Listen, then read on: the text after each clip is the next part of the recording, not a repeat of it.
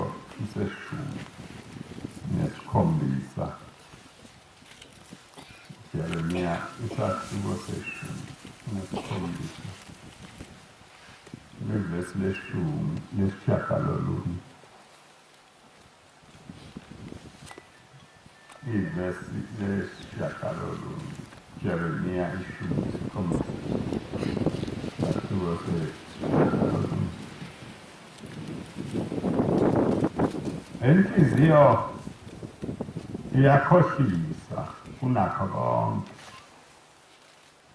yonakele kakhulu, ubani ongayaziyo. Mina Jehova ngihlola inhliziyo, ngilinga izibilimi, ukuba ngiphe yilowo ngangokuhamba kwakhe, ngangokuthela kwemisebenzi yakhe. Mina Jehova inhliziyo iyakhohlisa kunakho konke, yonakele kakhulu, ubani ongayaziyo. Mina Jehova ngihlola inhliziyo, ngilinga izibilimi, ukuba ngiphe yilowo ngangokuhamba kwakhe, ngangokuthela kwemisebenzi yakhe.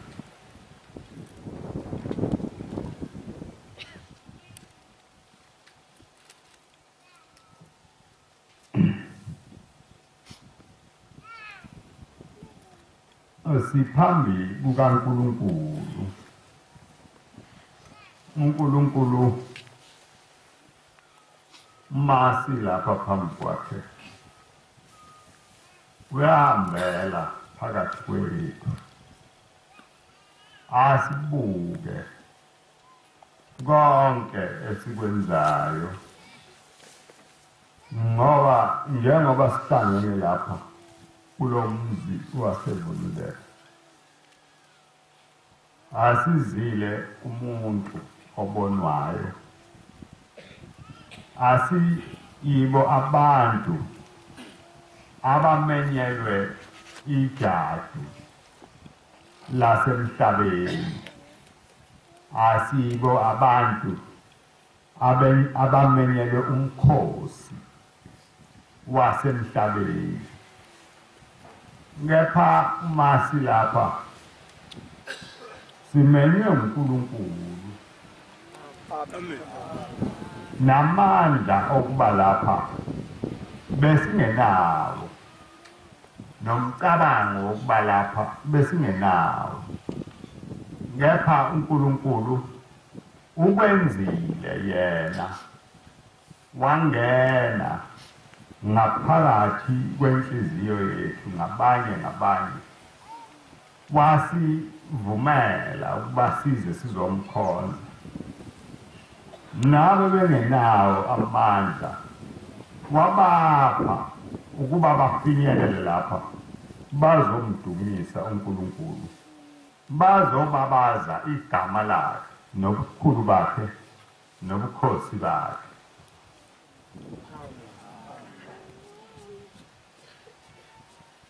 Manje ke umuntu osibonayo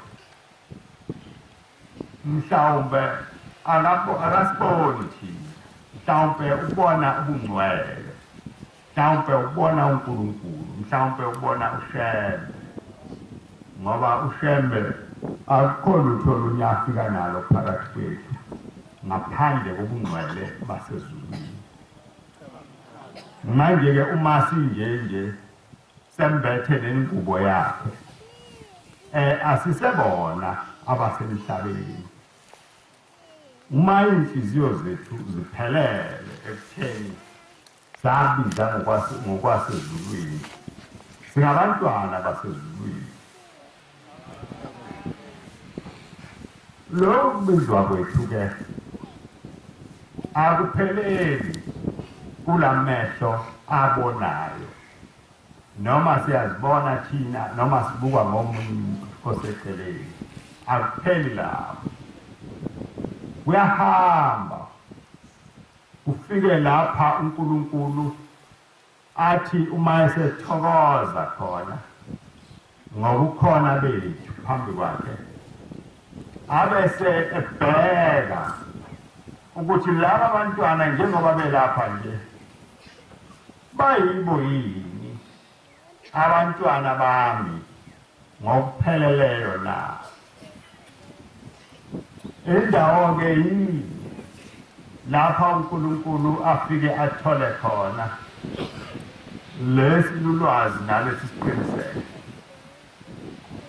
Ile ncwadi ebengiyifunda kaJeremiya ethi mina uNkulunkulu ngihlolisisa izinhliziyo, ngibheke izibilimi ingaphakathi lonke lomuntu, bese ngipha yilowo ngangokuthela kwemisebenzi yakhe, ngangobani bokukhonza kwakhe. Ngoba inhliziyo yethu uNkulunkulu imkhonza ngangokuvuma okungaphakathi komuntu. Ma inhliziyo yakho ivuma kancane, nokukhonza kwakho kwawuba njalo. Kodwa inhliziyo yakho uma ivuma kakhulu, nokukhonza kwakho kuzawuba njalo. Manje ke ingakho ke uNkulunkulu engafani nathi. Thina mhlawumbe sesijatshuliswe ukuthi sibaningi kangakanani namhla enkonzweni. uNkulunkulu lokho akumkhathazi, ngoba uthi nababili nabathathu uma nje behlangene ngezwi lami ngiyawufika phakathi kwabo, bese ngiba mina owesithathu, ngibe mina ngowesine. Kunjalo ke bantu bakaNkulunkulu, ukuhamba esikuhambayo akusikho ukuhamba kokuzijabulisa thina ngokwasemhlabeni ukuhamba kokwembesa umphefumulo wethu ukuba singadingi ukuba singesweli nangomhla kuphela uma ubizwa lo mphefumulo kuwe ungabi nalo uvalo lokuthi inkosi ngiyaphi wazi ukuthi uma ngihamba lapha ngiya kuNkulunkulu ngoba lo Shembe owandizayo wathi mayesehamba esevalelisa wathi bantu abami sengiyahamba ngiya kuNkulunkulu akashongo ukuthi ngiyezulwini wathi nje ngiya kuNkulunkulu uNkulunkulu ke yena useyawubona ukuthi ungibekaphi wathi mayethanda uyangibeka ekuphakameni mayethanda uyangibeka esibhakabhakeni emkhathini wathi mayethanda uyongibeka olwandle mayethanda uyangibeka entabeni yasenhlangakazi mayethanda uyangibeka kunoma imphumuzi wakhe awuthandayo kodwa engikwaziyo kunye ukuthi njengoba ngihamba ngela angiyi ekulahlekeni angiyi ekwedukeni ngiya kuNkulunkulu manje sesifundisileyo wasondla ngalolu bisi lwakhe lwasezulwini nathi besifanele ukuba uma sifikwa lezo nsuku singangabazi sikusho njengoba ekusho naye sithi sengiyahamba ngiya kuNkulunkulu uyongibeka lapha ethanda khona noma uyangibeka eduze kwenkosi yasekuphakameni noma uyangibeka kodwa ngiya kuNkulunkulu ngoba mina bengingumNazareth mina bengihamba ngokwendlela uShembe asifundisa yona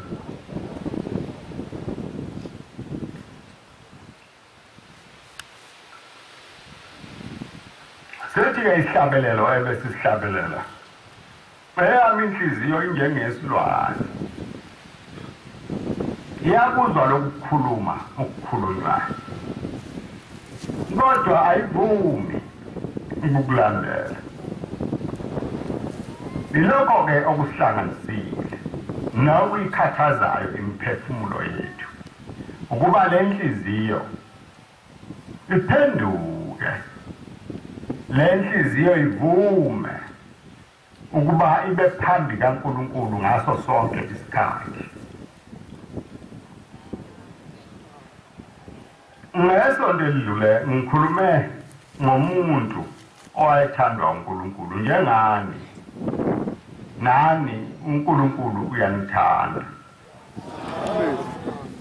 ukubonakala kothando lwakhe kubonakala ngesikhathi ethuma ubaba mkhulu phakathi kwethu ukuthi uNkulunkulu uma ayenganithandi wamthumelani pho uShembe phakathi kwethu ngoba inkonzo zase zikhona seyifikile shumayela befundisi lokho ababekushumayela pho uShembe wayeyaphi namanje baningi abafundisi abakhona baningi futhi nabantu abasakhathazekile ukuthi hawu uShembe wayezokwenzani ngani na ngoba uShembe wafike wakhuluma okwehlukile kunaloko kwakukhulunywa lezi inkonzo okungafani nalokho kwethu wathi abantu abami uNkulunkulu mani mkhonza mkhonzeni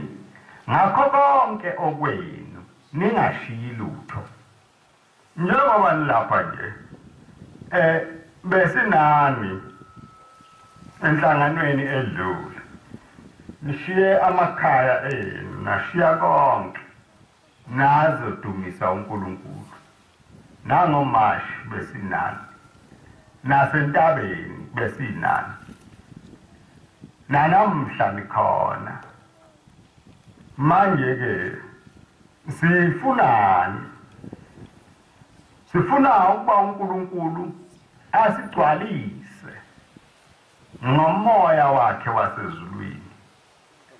Sizelela ukuba uthando lwethu oluphakathi kwethu noNkulunkulu lungafiphali, lungakhathali, ngoba indlela esihambayo inde kakhulu. Abantu basemhlabeni abanye iyabakhathaza, abanye umuntu uyakhathala nje engakazami esacabanga. Ethi-ke inkosi yasephakameni, indlela yenu iseluvindini. Amehlo lawa asemhlabeni enyama akulula ukuba ibone, ngoba indlela ecashile kakhulu. Kodwa uma ukhulekela umphefumulo wakho ngaso sonke isikhathi, uNkulunkulu uyakwembulela akwenze ubone lokhu ebengikukhuluma ngesonto elidlule. Ngithi uNkulunkulu kunakho konke akaniphe amehlo omphefumulo, nikwazi ukuthi uma uhleli noma uwedwa noma unobani uyibone le ndlela esiyihambayo, ukuthi hayi ayifani nezinto ezikhona eziningi emhlabeni. Ngilokhu ngifikile-ke ngikhuluma lokho phakathi kwenu, ngithi phumani kulomcabango wokuthi lokhu kuhamba uyafana nezinye izindlela ezikhona. Akufani. Uma usuqala ukucabanga ukuthi kuyafana, useduze kakhulu nokuhlubuka. Ukuhlubuka-ke ngihlale ngisho ngithi kuney'nhlobo ey'ningi. Khona abantu abaye bahlale lapha phakathi kwethu, sihambe nje nabo zonke iy'ndawo, abe khona kodwa ahlale nje kanti kudala wahlubuka, akasakholwa lutho kuyo yonke lento uShembe asibizela yona. Yena usebona ezinye izinto, mhlawumbe usebona ukuthi indlela le yasemhlabeni nje iyafana nento ethize nethize. Ngithi-ke phumani kulokucabanga, ngoba uNkulunkulu akumthokozisi. Uma kwakufana kwakudingeke ngani pho ukuthi kufike uShembe, ngoba zase zivele zikhona lezi zinto wena ofanisa nazo. Wayengayeki ngani uNkulunkulu nizikhethele kulokhu okwase kukhona? uNkulunkulu wahawukela nina ngoba ebona ukuthi kuyofika isikhathi lapha nezibongo zenu kuyothiwa zishintsheni. Ningabe nisabizwa ngalezi zibongo zenu, ngoba uNkulunkulu akazifuni, ngoba amagama amaningi ayeseshintshiwe. Uma umuntu enegama lesizulu kwase kuyinhlamba, manje-ke yini yenye zokushintsha, nezibongo zazizoshintsha, namagama emfula ayezoshintshwa. Wafika kuShembe wathi, manini kahleni lokho enihamba ngakho, hayi uNkulunkulu wenu akashongo ukuthi niyawuphila kanje. Inhliziyo-ke iyakhohlisa, njengoba kusho uNkulunkulu ngomlomo womprofethi uJeremiya, uthi yonakele kakhulu kunakho konke, ayaziwa muntu, ngoba namhla ithanda lokho, kusasa ifuna okunye. Lo muntu namhla iyamthanda, kusasa ayimfuni. Ubani-ke ongayazi, ongama nje la athi mina inhliziyo ngiyayazi? Akekho. Uthi-ke uShembe injengesilwane, ayivumi ngikulandele. Manje-ke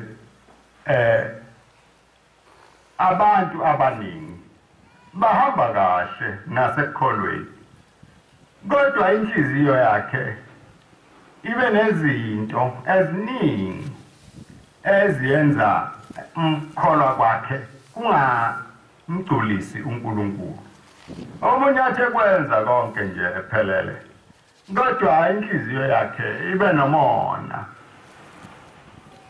umona isono esihlungu ngoba isono esicashayo. Umuntu akaze ngakubona wenze lutho, kodwa ngaphakathi kuwe inhliziyo yakho uyayazi ukuthi inhliziyo yami inomona. Enye ibe nenzondo, kube nabantu umuntu abathandayo, kube nomuntu abantu angabathandi, abanye abakhulumise, abanye angabakhulumisi. Inhliziyo yakhe injalo. Lento ke ayikhethi, ayazi noma uyakholwa noma ukholwa yini, kodwa la ekukholweni inhlanhla yethu yinye eyokuthi uma sihlangene kanje sikhulume ngalezi zinto ukuthi inhliziyo yakho injani, uwe uyihlole yini njengoba uNkulunkulu ehlala ayihambela. Wena mnikazi wayo uyaye wenze njani? Uke uzibuze yini ukuthi nginjani? Njengoba inkosi yasephakameni yayibuza ubaba ukuthi lo muntu unjani, ethi ubaba ulunge kahle kakhulu. Uthi cha mntanami, ngiyezwa uma ungathi umnene. Bakhona abantu abaningi abamnene, kodwa inhliziyo zabo zimbi. Uma ke umngoma umfundisi ehluphekile uyalinda uthi inkosi ake ungikhombise. Wayesegcotshiwe njengomfundisi eseyindoda endala. Ake ungikhombise le nhliziyo yami injani. Abaningi abantu abanalo umcabango, abantu abaningi bayesaba kakhulu. Ngeke akuvume ukuthi acele kuNkulunkulu ukuthi angikhombise inhliziyo yakhe. Uma elele umngoma ubona indlu enkulu. Le ndlu ilenga izinhliziyo zehlukene ngobungako bazo, ezinye incane ezinye inkulu. Kodwa umehluko omkhulu, ezinye ziyakhazimula, ezinye zinhle nje, ezinye zinhle kakhulu ziyakhazimula. Kukhona ezimbi, kukhona nezixaza igazi ngobubi bazo, phakathi kwazo kukhona nezinobomvu. Uma esemile uthi uNkulunkulu uthi kwasekuqhamuka uShembe esembuka nje esehleka esethi mntanami khomba eyakho inhliziyo la. Othi ke ubaba uthi umngoma ke hayi baba ngiyesaba. Uthi cha ikhombe mntanami ngesaba ngenzela ukuba uphenduke. Wayesema-ke lo muntu ungumfundisi, umNazareth, wakhetha inkosi, wabhajadiswa. Uyakwenza konke, uyaya esidlweni, uyavunula, phelele, yena wazi ukuthi uphelele. Wayeseqonda kulena enhle inhliziyo. Esefike emaphambi kwayo, esethi baba nanse yami. Inkosi yasephakameni yayisiyamhleka nje. Hawu mntanami, iyo lena wathi hene baba, iyo le. Khomba inhliziyo enhle efanele umfundisi, efanele umuntu ogcotshiwe, efanele umkhokheli, efanele umshumayeli, efanele umvangeli, efanele inhlayisuthi engumNazaretha nje phelele ekuhambeni kwayo, efanele inkosikazi ka-14 ephelele ekuhambeni kobuNazaretha. Ngiyanikela nomnikelo awungeqi. Nenhliziyo efanele intombi nje ka-25 ehamba kahle ekukholweni. Kodwa uShembe wayesehleke senikini ikhanda esethi cha mntanami, akusiye yakho le. Khomba enye. Wathi hayi baba ngeke, ngiyesaba. Hawu uyesaba, wathi ngiyesaba. Wayesethi woza-ke mntanami, ngizokukhombisa mina inhliziyo yakho. Ungesabi, ngenzela ukuba uphenduke. Uthi wayofika enhliziyweni embi kakhulu eyayingabhekeki. Uthi wayesethi-ke nansi inhliziyo yakho. Uthi umngoma ngathuka ngaleso sikhathi, uthi ngakuphaphama kwaphela ubuthongo. uthi ke ubaba igama elikhulu nami engiye ngizwe lingithinta uthi umngoma wayengumfundisi uthi kodwa ke sabanga uyikhuluma lento uthi kuba kwangomnye umuntu wayezawuba nomcabango wokuthi uma kuzwakala lento yokuthi ubaba mkhulu wangikhombisa inhliziyo embi hayi akuzukuba kuhle ngoba ngixotshiwe ngumfundisi uthi kodwa umngoma wayikhuluma lento wathi ngayibona inhliziyo yami imbi ngolile kakhulu ngoba uthi uShembe uthi umngoma phakathi kwalezi inhliziyo ezinye zayiphethe uzimpethu zingabhekeki zisabeka kakhulu manje uma sihamba lapha ke phambi kaNkulunkulu inhliziyo yethu injani kulezi inhliziyo eziningi kangaka ezabona umngoma eyakho inhliziyo neyami injani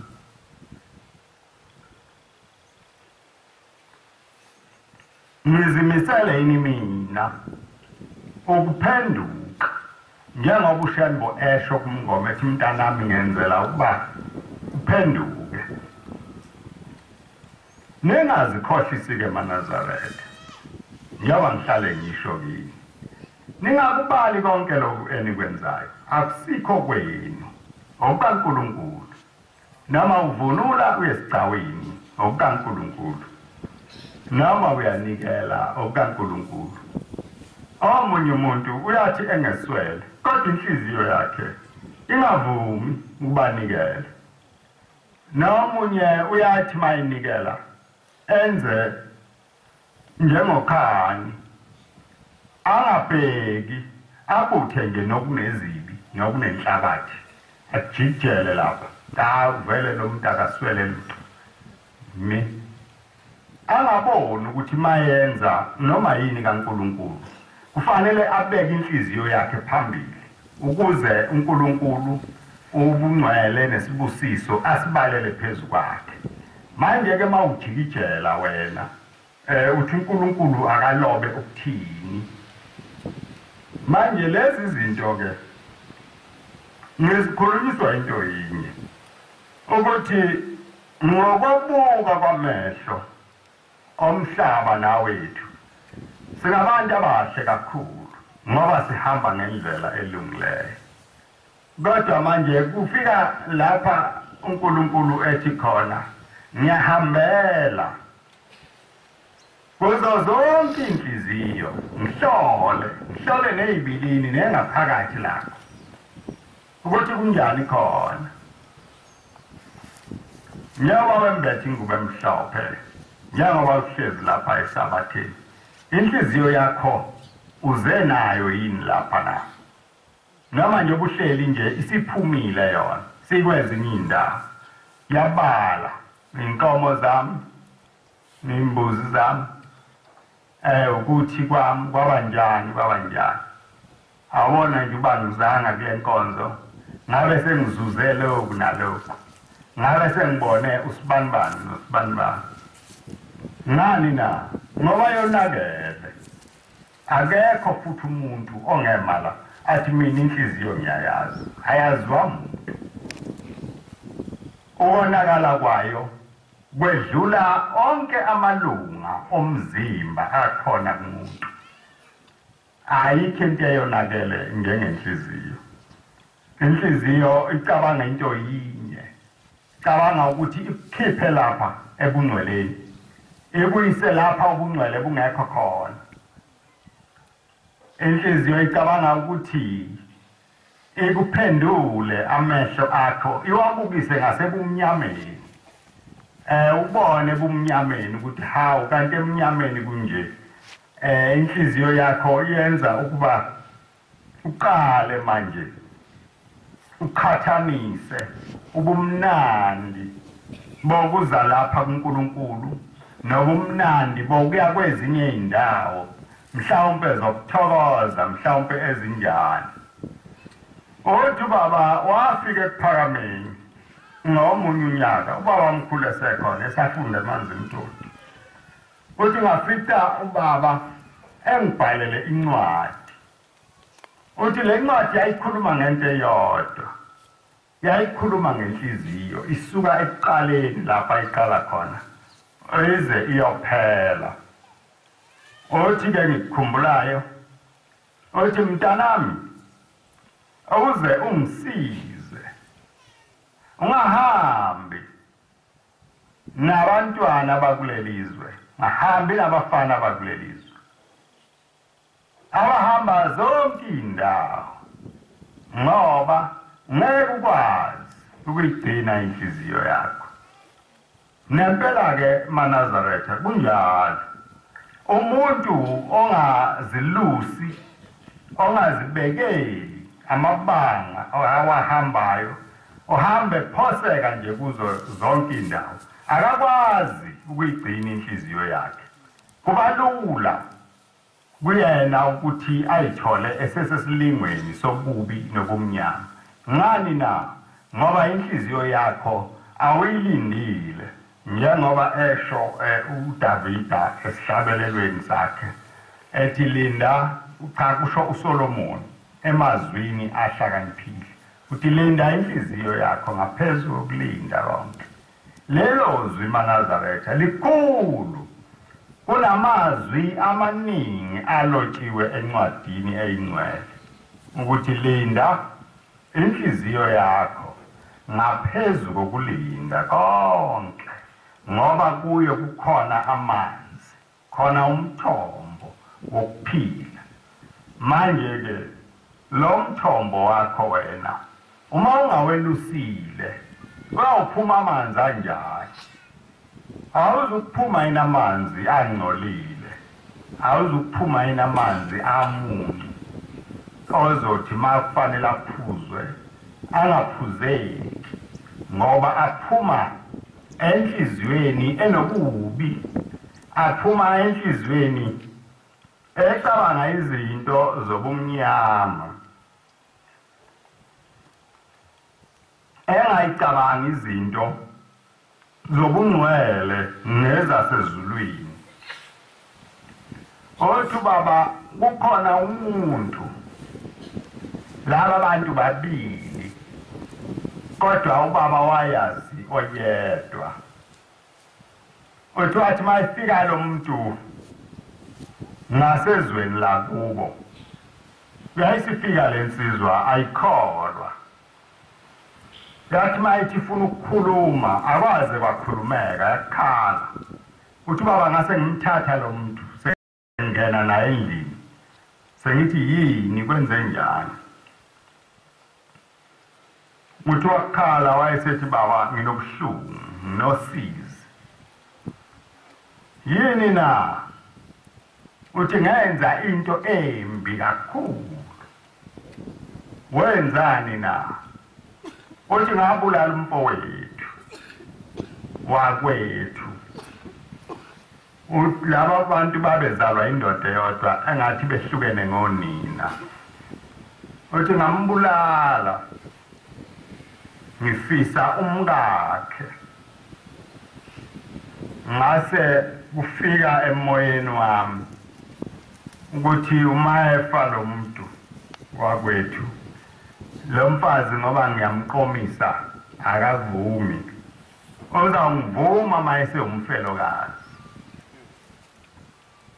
maye ngasenayo indoda lo kukhuluma kwami uzakulalela ngenye indlela uthi ke ngase ngimlalela endleleni ephuma emsebenzini kunendlela eyisikhode uthi ngamvukela khona lapho ngamgwaza ngambulala uthi manje selokhu ahamba lo mfowethu uyabuya eze kimi utafika ngibambe uthi wayeseveza lo muntu ubaba uthi wayeseveza lapha emqaleni kunemisho emnyama sengathi uyaqhwejwe into eshisayo uthi uyangibamba ngiphale la athi ingane zakhe ngamshiyiselani zona uthi ngesinye isikhathi uyayafike nje nasemini noma ngihleli nje noma ngihleli nomuntu noma ngihleli nomngane umuntu afika ahlale lapha phambi kwami abe umlilo oshisayo ongishisayo kakhulu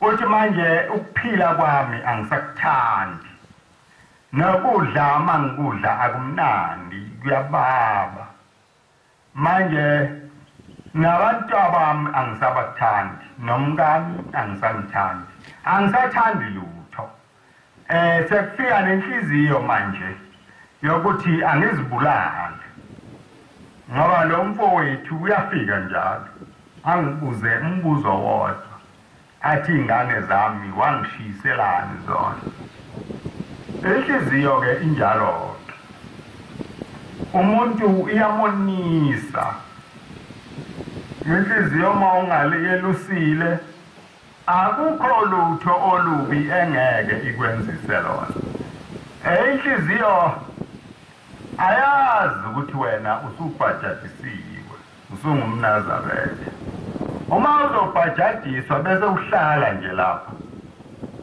ungayi la kukhokhelwa khona ungayi nasenkonzweni ka-23 ungamcabangi uNkulunkulu nangesisodwa isikhathi esiningi sakho ucabanga ezinye izinto abanye bathanda nencebo kakhulu bahambe begijima befuna amandla emali nencebo fika inyanga zithi ubala ma ungafika nje nesandla somuntu lapho mina ngiyakwenza ucebe ngaphezulu kwabo bonke abantu uma inhliziyo ungayilindile ungambulala umuntu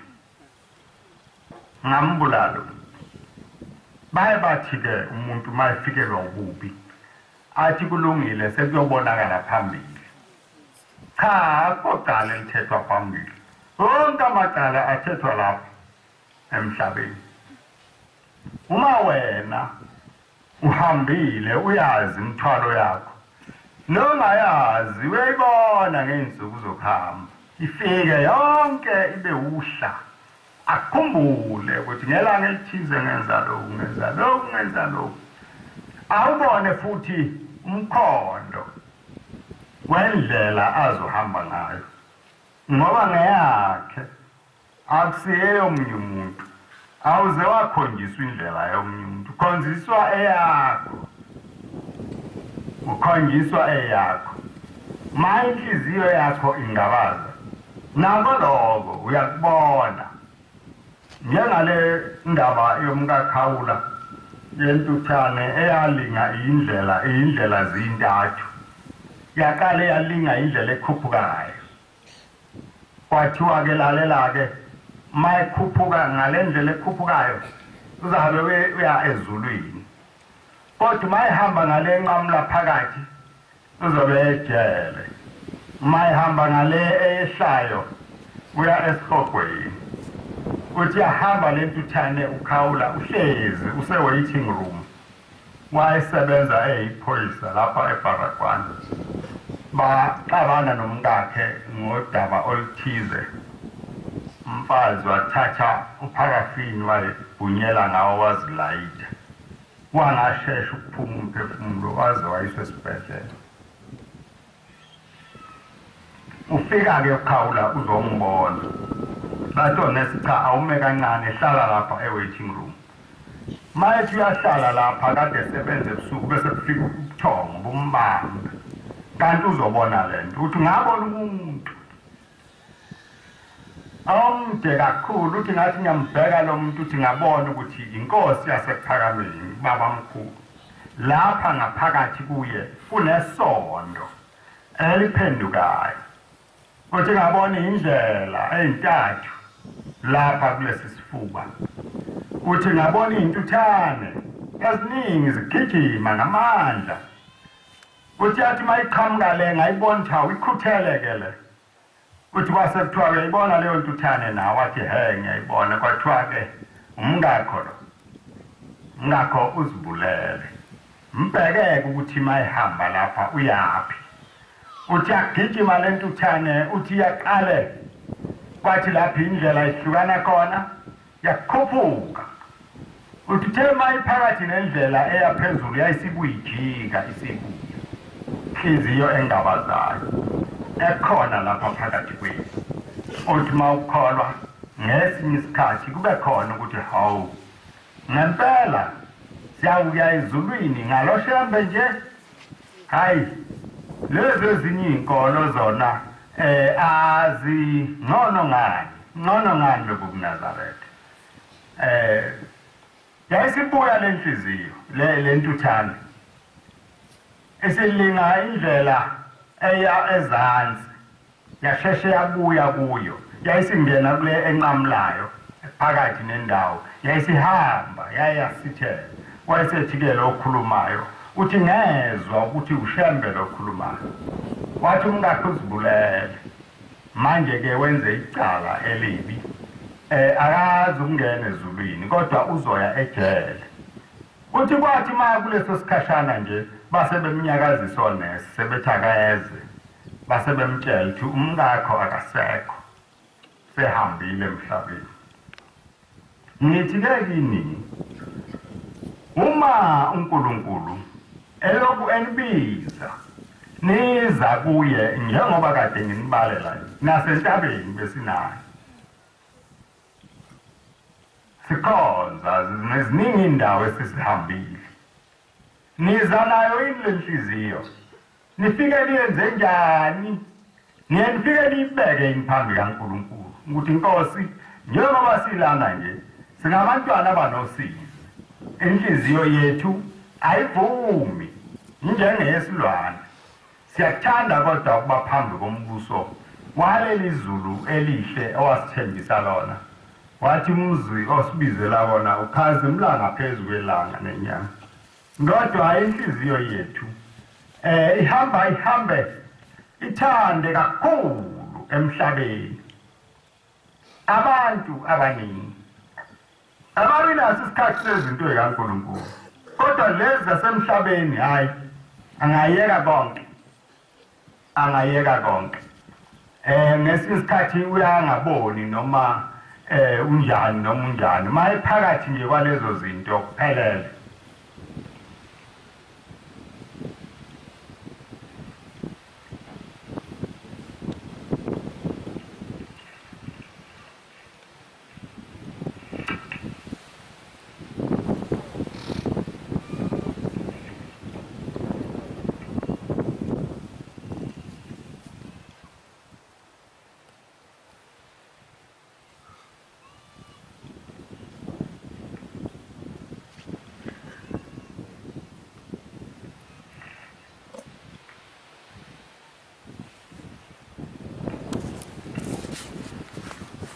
ingoma ekhulu namashumi ayisihlanu nesikhombisa ikhulu namashumi amahlanu nesikhombisa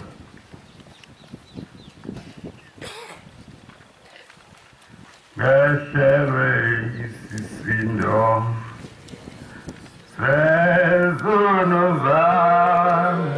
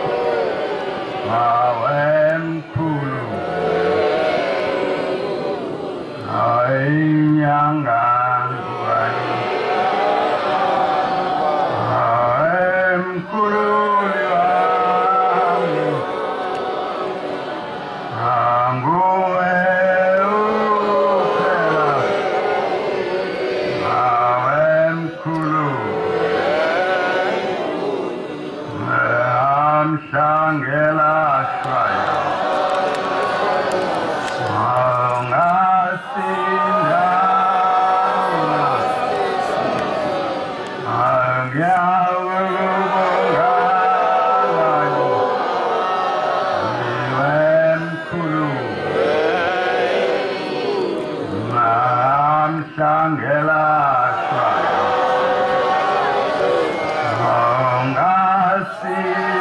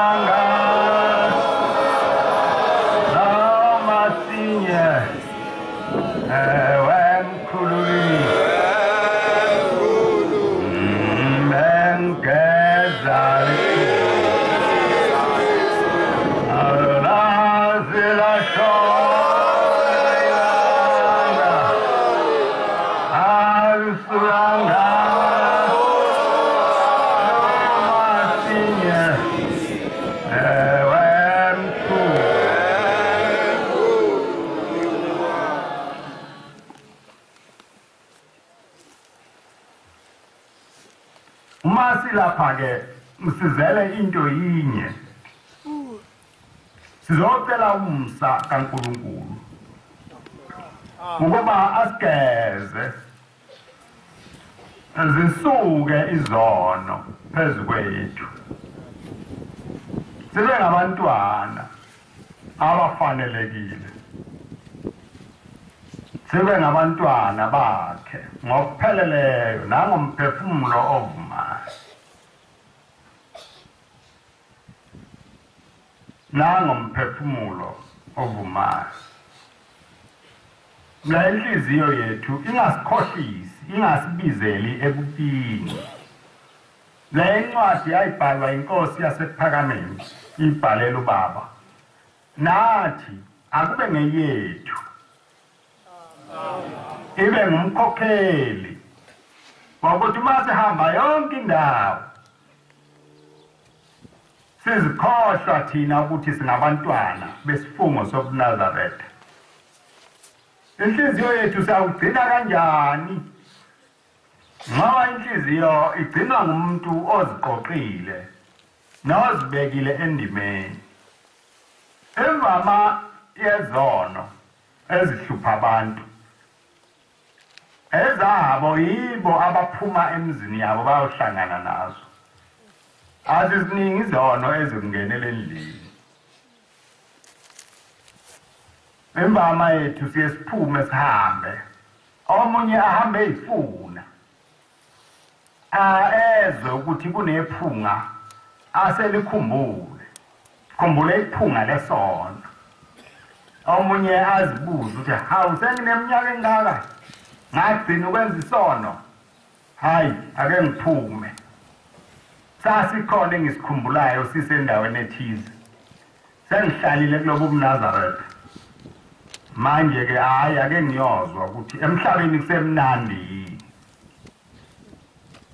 indaba yenu ke yesinda ngalokho othi ke uShembe ukugula kwenhliziyo kubuhlungu ngibulawa isazelo sezono zami akukho sono somunye umuntu esihlupha omunye umuntu lokhu kugula okungaphakathi kuwe ngokwakho ngokwezindlela zakho ngokwemisebenzi yezandla zakho manje ke ulawugezaphi ngoba ubuhlungu obukhulu engibuficile lapha phakathi kwenu nengakhula ngabona ubunye babo khona ekhaya ekuphakameni abantu bayazilanda izona bayilanda entabeni bafuna ukuzozenza lapha phakathi kwamakholwa naphakathi kwemizi kaNkulunkulu sithi isihlabelelo insipho eyinkulungwane phansi kwezulu ayikwazi ukugeza lezi zono zami manje zawugezwa ngibani munye umuntu ogeza izona yilo Shembe wanibizayo wathi wozani bantu bami nethule imthwalo le eniyithwele manje ke anginazi ukuthi mayesenethulile yini le ebuyiniphindisele kulolu daka lolu daka niphindiselwa yini kulo Wothi uShembe mntanami ixoxela ubaba uthi mntanami ngathi ngihlezi komnye umzi ngezwa nginukelwa iphunga lotshwala le ndaba ngihlale ngikhuluma ngayo ngoba ngiyanibuza ukuthi uma kunjalo emthini omanzi lowo mile kunjani khona lezi zinto engizokhuluma ngayo mayifikela uShembe wena mayifika kuwe wenze njani uphephe kangakanani wena uphephe kangakanani bangaki lapha phakathi kwethu esihleli nabo esicabanga ukuthi bafana nathi kanti ngelinye ilanga kwafikele nayisilingo sokweba inyama yengulube bangaki abafikelwa isilingo sokuthi ake nizwe ukuthi utshwala kunjani bangaki phakathi kwethu abasesonweni sokuphinga abasesonweni sobungqingili abasesonweni samanga nawo amanga isono esiyibi liyashizwe ngamanga ishe imizi yabantu ngamanga manje abantu baye bacabanga bathi khona isonywana angikwazi ukuthi okunjani lokho isono nje awubazi ukuyinciphisela wena isono uthi sincane ngoba usenza kuNkulunkulu ma uNkulunkulu engashongo ukuthi isonywana noma ungasho wena akukusizi ngalutho uthi baba mkhulu mayisekhulumile lapha enelisiwe exoxa iphupho lakhe uthi bantu abamnamhla ngisesicawini ngingumakoti ngiyaba uthi lokho okufanele umuntu kumehlele kuzomehlele uthi wena bulalayo bulala ishumi ngoba nawe uzoya kuyo le ndawo lapha kubekwa khona ababulali ungafike ukuthi hawu kodwa mina ngabulalo yedwa lo mbulele wena ubalwa kubabulali nawe wena owenza lokhu nalokhu wenze uqinise loyeza usuku lwakho la uzawubuzwa khona wathi nabantwana ngiyababela ngane ngamhloniphi umzali wayo kuyafika isikhathi la iyawubuzwa khona awumhloniphanga ngani umzali wakho la ungasho ukuthi ngakwenza kanye ngoba lapha siyakhona siyabuzwa ngemisebenzi yethu. Uthi-ke ubaba mkhulu, ngethuka futhi leli phunga liqhamukayo kwafika kimi ukuthi hawu, labo bantu ngihamba nabo nje, hawu khona sebenesibindi sokungena notshwala phakathi komuzi nabo. Wabiza iy'ngane, phumani bantu bami, nihambe lapha phakathi kwezindlu ningibhekele, nibuze lapha ningabuza khona ukuthi ubani lo ongene notshwala phakathi komuzi nabo. Zaphuma iy'ngane zabuya makhathaleni, cha baba akho lutho la. Wathi nina anilizwa iphunga, zathi ingane cha baba sizwa lutho thina. Wayesiyadumala, akazazi ukuthi manje lento isho ukuthini.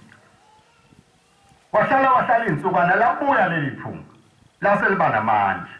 Wayesethi bantu bami, namhla hambani nihogela izindlu zonke ezikhona lapha, nizwe ukuthi akho muntu nongene ephethe utshwala, nibheke nasesangweni mhlawumbe kukhona okubeke khona.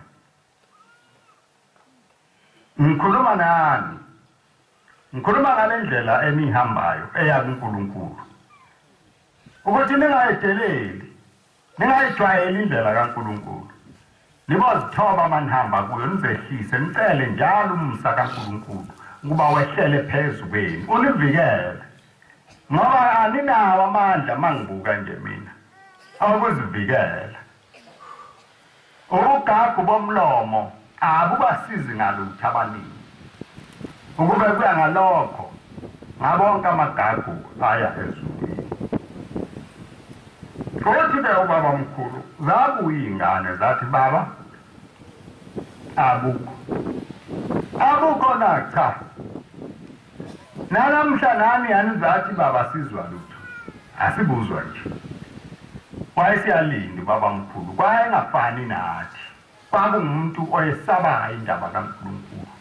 Mayehlelwa yinto wayasheshe abheke kuNkulunkulu. Angazi-ke thina siye sibhekephi, noma mhlawumbe akhona yini amanye amathemba esinawo esiye sibheke ngakuwo, noma uma kuba nento ongayiboni uvuke nawe uyobheka kwamthandazi, uyobuza kwabadala ogogo nomkhulu.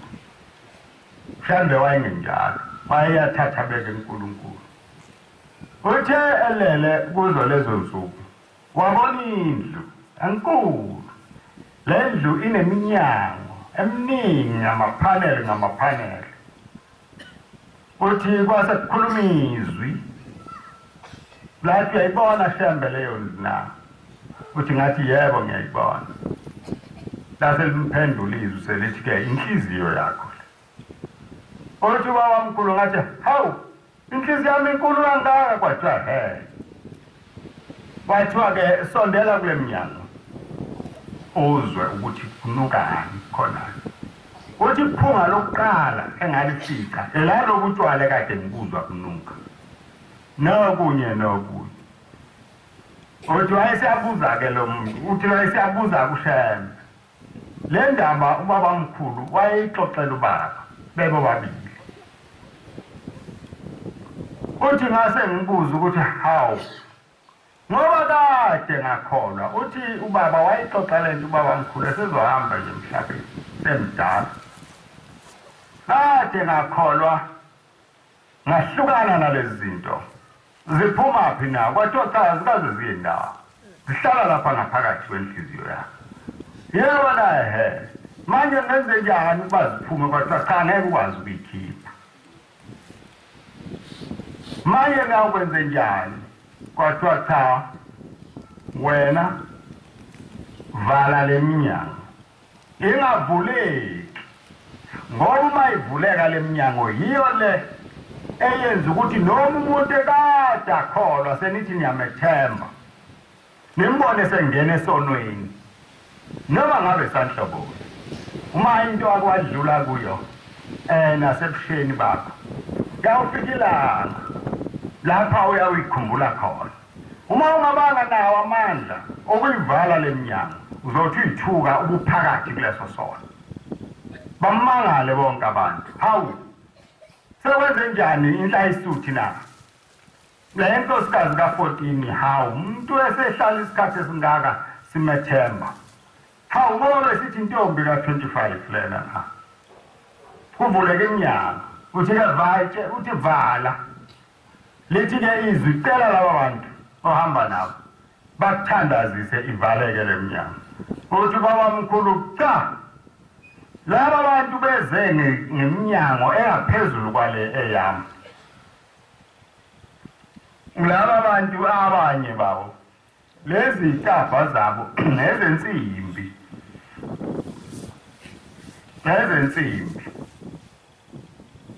Yiwo lo wenza ukuthi umuntu noma esekholwa inhliziyo yakhe kodwa ingahlambuluki kahle abe nakho nasemoyeni ukuthi hayi ngamanye umuntu usho umuntu ongumNazareth uma kungenzeki lokhu okushiwo yimi nokucatshangwa yini haya ngamanafu umuntu asho khona lapha phakathi kwebandla amkhombe lapha phakathi kwebandla umuntu angase yena ambulale kusukaphi ngaphakathi kuye inhliziyo yonakele kunakho konke okukhona emzimbeni wethu uthi leli izwi ke thandaza lezi itafa zingavuleki leli phunga kanti ngilizwa nje liphuma ngaphakathi kwami abanye abantu lapha banenzondo uyacabanga ukuthi umuntu uzondwa umuntu kanti usathane ungaphakathi kuyena umtshela ukuthi wena usibanibani uyakuzonda asukele umuntu nje ongenamsebenzi naye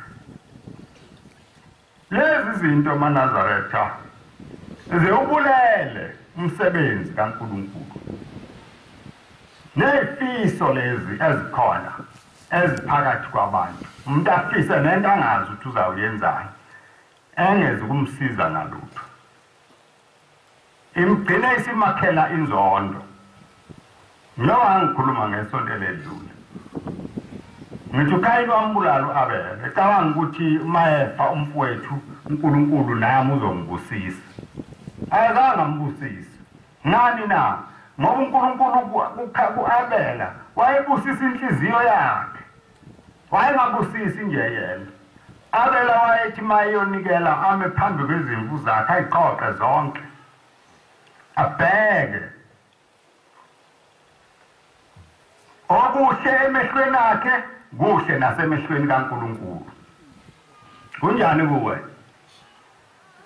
kunjani kuwe awubuyisele eceleni hayi uNkulunkulu hayi noma eshilo hayi uyobona nje hawu nango-October hayi ngokubona ngikhathele mina nawugida nango-October kunjalo-ke makholwa aseNazaretha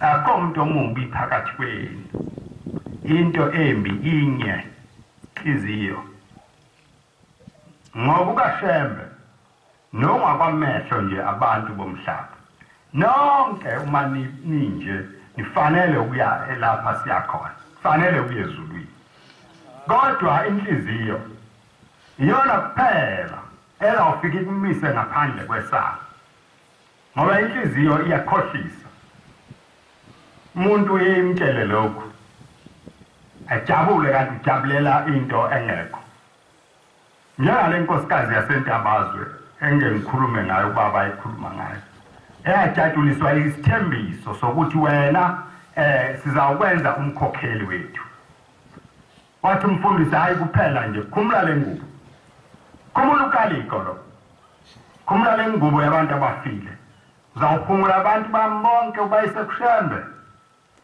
ma umkhokheli ikhumule le ngubo yathi inhliziyo hawu ngizokuba umkhokheli into enkulu kangaka cha ngiyayikhumula le ngubo yathanda ukuba umkhokheli abantu abaningi banjalo abanye abantu lapha abekho ezikhundleni bacabanga ukuthi abekho kulezo ikhundla ngenxa yokuthi kwagcotshwa ubani kwakufanele kugcotshwe mina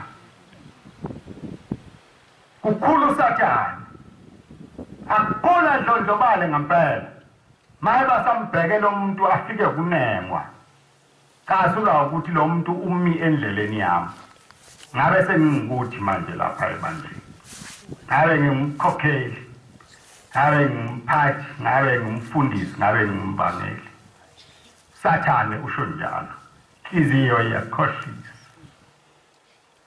inhliziyo iyakhohlisa kunakho konke yonakele yajabula inkosikazi izogcotshwa lawo umkhokheli uthe ngolwesihlanu izogcotshwa ngesonto noma ngesabatha angisazi babekhonza nini lapho kwamahona yayibona isesibonakalisweni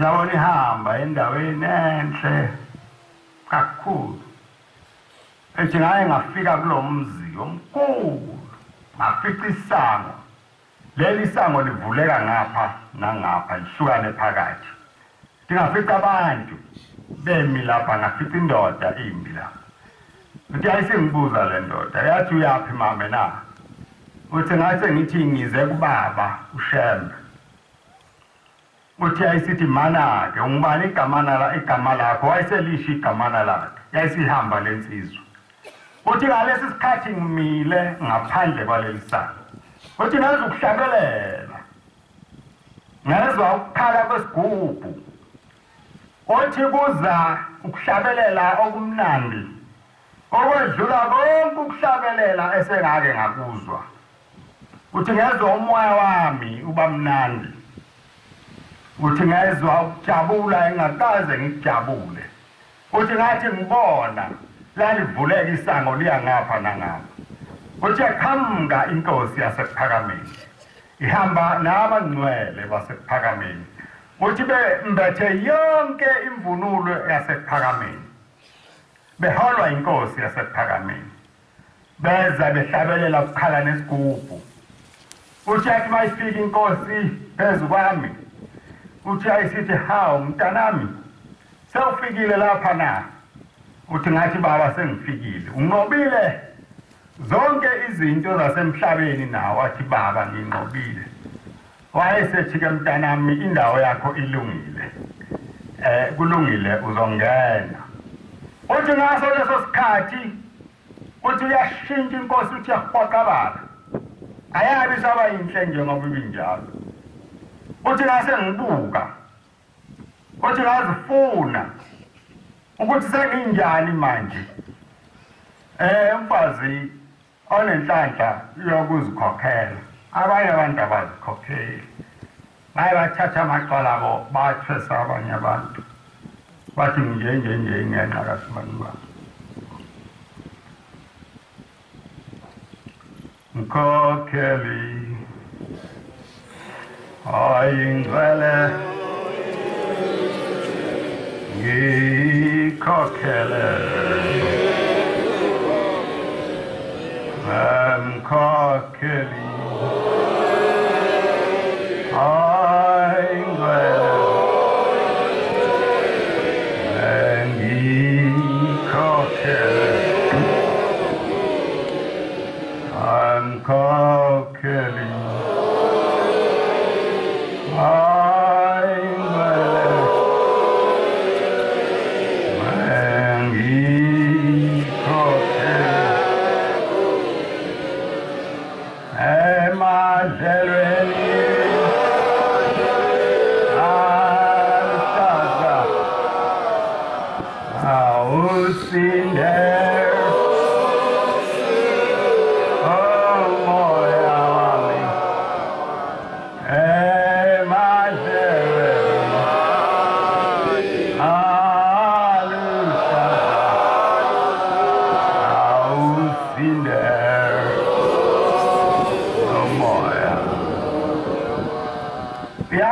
lenkosikazi ukuthi khona sekonakele manje inkosi seyishintshile ethi ngaso leso sikhathi kwathula kuhlabelela bathula nesigubhu uthi wayesengibheka uthi washo kancane wathi mntanami ingubo yakho emhlophe iphi le ngubo wayekade ithengelwe inkosi yasePhakameni efike ePhakameni esuka eNtabazwe elokamgcina ubabamkhulu esesizweni laseNtabazwe wathi hawu baba uswembatha ingubo emhlophe na nalabo abantu bakho nawe sethi kulungile mntanami ngizokuthengela nawe yakho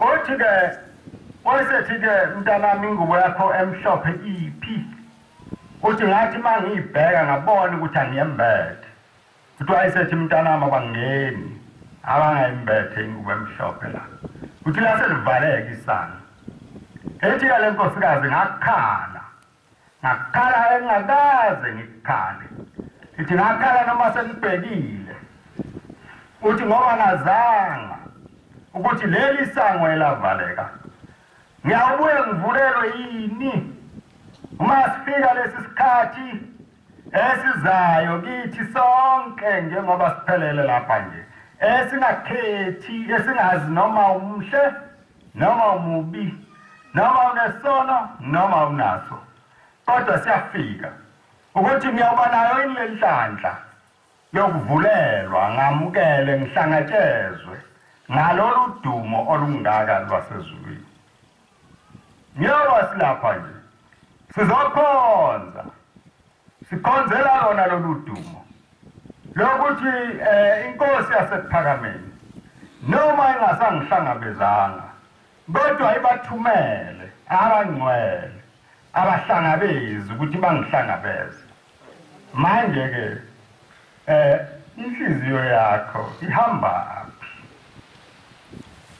uyelusile yini noma uyidedele nje noma uyivumele ukuthi ibuke yonke into khululeke khona izinto kungafanele ngiyoba umfundisi ebesho nje kuseni afungafanele ngabe siyayibuka thina amaNazareth kodwa ngethuka umhlola ukuthi lapha ohambeni la bekhanjwa khona uhambo amantombazane nabafana abebekhona angazi mhlawumbe namakhosikazi bekuthengwa twayini ma-DVD laba emkhuba yokulalana abantu bahamba noNkulunkulu nje babuka lezi zinto esipholi kunjalo ngisekamu kunjalo kwaJamangweni kunjalo akusasa bavuke bavunule bayemgidini akusasa bavuke bayesidlweni kodwa ngaphakathi kubo kunesidleke sokumnyama kunesidleke sikaSathane Sathane uzalele la abana ndaba abekho futhi endaweni kaNkulunkulu bona bahamba nje kusho ukuthi ngenye indlela bayazula nani ningacabangi inhlayisuthi ngiyoba lapha nani makhosikazi lapha lonke inhlayisuthi ningabashumayeli ngoba uNkulunkulu ubeke nina emzini yawo yihlo ukuba nimele umthetho wobuNazareth uma nina ningakhulumi lutho ngoShembe einganeni zenu nihlobukile nani makhosikazi andingi ukuthi nize nibe lephika ezimnyama ningabakhokheli emzini yenu lapha nigane khona lezi ngane uNkulunkulu ayibeke kinina wathi zigoneni umthwalo wenu kuba nizincelise ubisi lwasezulwini uma ningakwenzi lokho nihlobukile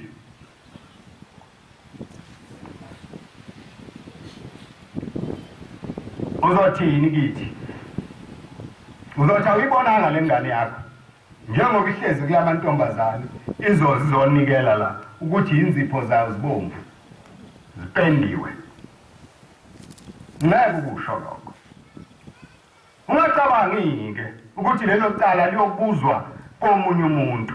Cha, liyabuzwa kuwe. Liyabuzwa kuwe. Bathina benza amanyala lapha ebuhleni. Hawu, abantu benzani? Bathatha ingane eziwodwa ubani. Zenziswa izinto ezenziwa yintombi kuphuthunywa ukuthi akutholakala umuntu ozoyicela isheshigane ingazikhulelwe.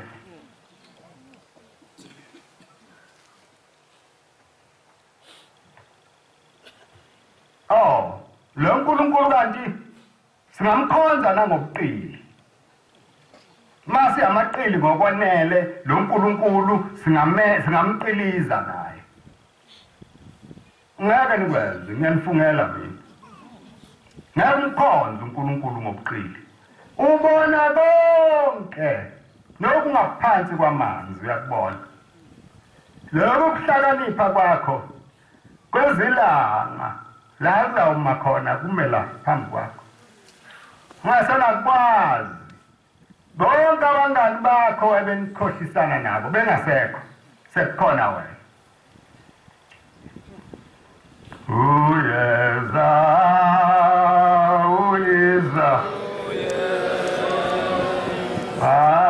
umhla, phela, uyeza, uyeza, uyeza, umhla.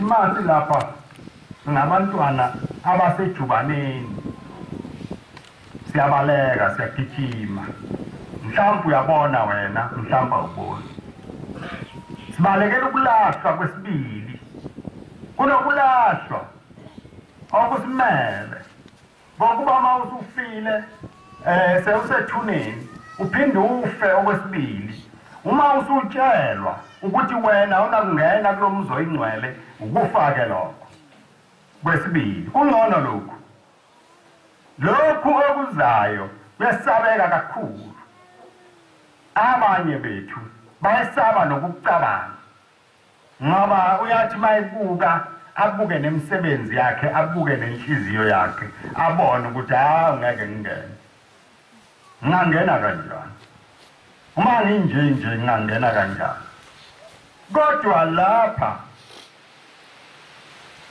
sisethubeni niyobe sihlabelela nje sithi insuthu eyinkulungwane yehlulekile kodwa masiphambi kwaShembe sisethubeni lokho basigeze ngehisophu yakhe yasezulwini uma siphenduka uma sizinikela uma lo mphefumulo wami niwususa lapha emhlabeni niwubeke phambi komnyango wezulu Nkosi nanku umphefumulo wami ngiyoba ngize lapha nje angizile ukuzithokozisa, angizile ngoba ngeswele engikwenzayo. Ngilethe lo mphefumulo ongathandi ukuhamba kahle. Ngicela ukuba Nkosi iweluse wena. Uma silapha sifanele ngabe sinjalo. Uma silapha kufanele ngabe sithandaza lo mthandazo. Ukuthi Nkosi nansi imphefumulo yethu. Sizocela kuwe ukuba uyeluse. Ngoba kuza isikhathi sokuhamba lapha emhlabeni. Asiziba abantu abahlezi lapha, singabantu abahambayo. Manje lelizwe esiya kulo lifanele abantu abaziyo ukuthi okubi akungeni. Lelizwe esiya kulo alingenwa nemthwalo. Yonke lamafukufuku emthwalo obumnyama awekho. Make wena usalibele ukuziba izono zakho. Indaba yakho leyo. Mhlawumbe yakhe inhlanhla ayifani neyethu. Mhlawumbe thina sazi ukuthi uNkulunkulu uyawusibiza nini. Mhlawumbe wena usuwatshela. Uyothi uma ubuka iwasho ubonta uthasela iminyaka eminingi. Ngisengazilungisa kanje. Thina asazi. Labo ke abangazi abanjengami abazilungisele kwanamuhla ukuthi imphefumulo wabo ime endaweni efanele ngoba uNkulunkulu uzoyibiza noma nini. Akukhathalekile noma isicebi noma umpofu noma njani. Yonke lento iyawusala lapha. Yawusala lapha usho njalo uJesu. Kule nsizwa eyayisiqongelele isicabanga nokubhidliza yonke into. Ingqolobane ezincane kudla kuningi. Ngizawube ngiphumule. Ngiyeke nje ukusebenza. Ke ngidle lokudla kwami. Ngibekele iminyaka eminingi. Kanti ngabo lokubusuku uNkulunkulu uzawufika. Athulalela wena bewungangikhonzi. Bewazi lo msebenzi wakho. Namhlanje umphefumulo wakho uyabizwa kuwe. Uthi uJesu ake ngibuzeke. Lezi zinto oziqongelelayo. Ngenxebo wena ekwenza amehlo akhe afiphazeke angamboni uNkulunkulu. Kuyoba ngezabani wena usulele la othulile. Ngawa ngekabani. Okukhulu kakhulu. Ngoba sibe njengawa sinjena. Size endleleni lapha kusetshenzelwa khona umphefumulo. Ukuze kusasa singadingi. Singaswele ungathi mawuphuma lo mphefumulo ungazi ukuthi uyaphi. Ungayeswela ingubo yokuba wembathe. Ungayeswela ingubo yokuba wembathe. Umani lana ke bantwana bakaNkulunkulu anibizelwe umdlalo. Anibizelwe umdlalo. Anibizelwe ukuba nizokwakha abahlobo. Bahle abahlobo ngokukamoya oyingcwele. Kodwa lapha phakathi kwenu bakhona nabantu abaneshwa. Awuzofika lapha ehamba yedwa.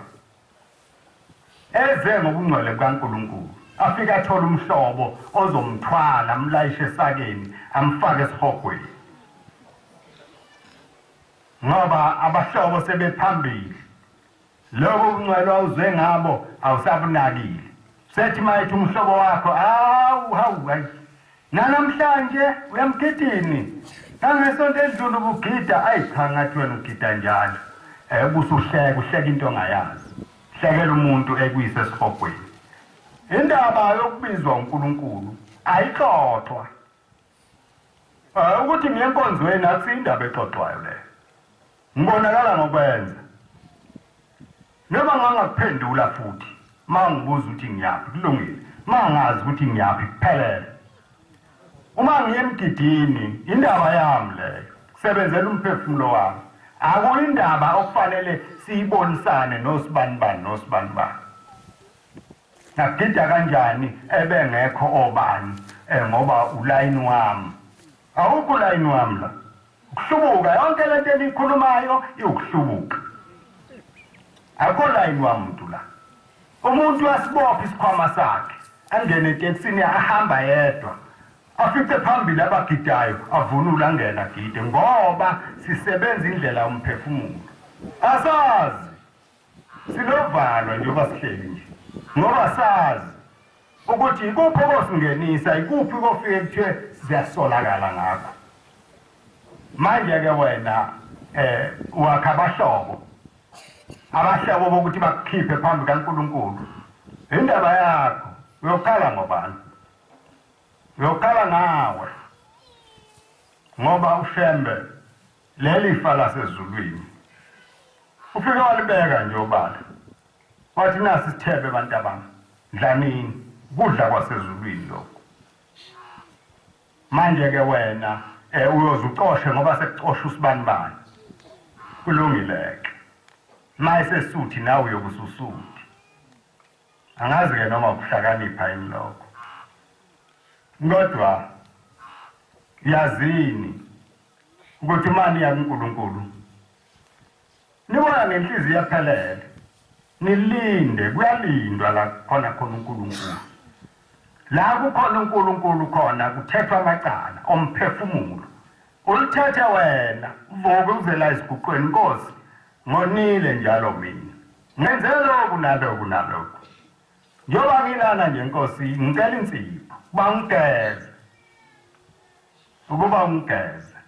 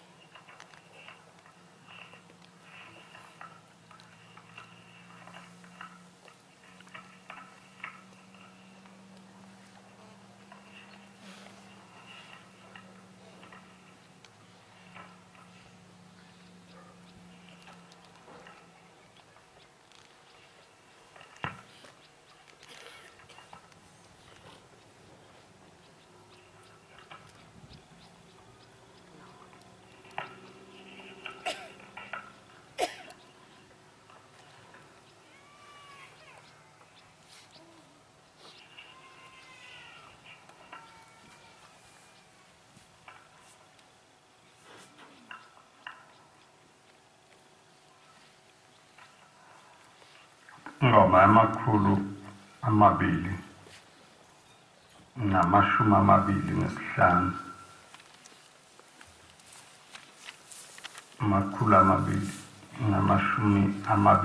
225 Nkosibusise ukuphakama kwenhlanga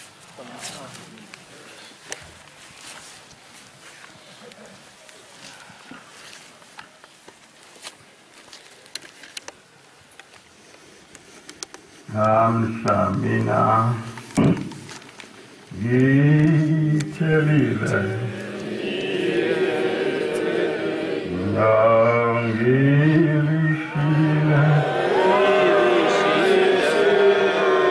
ezwela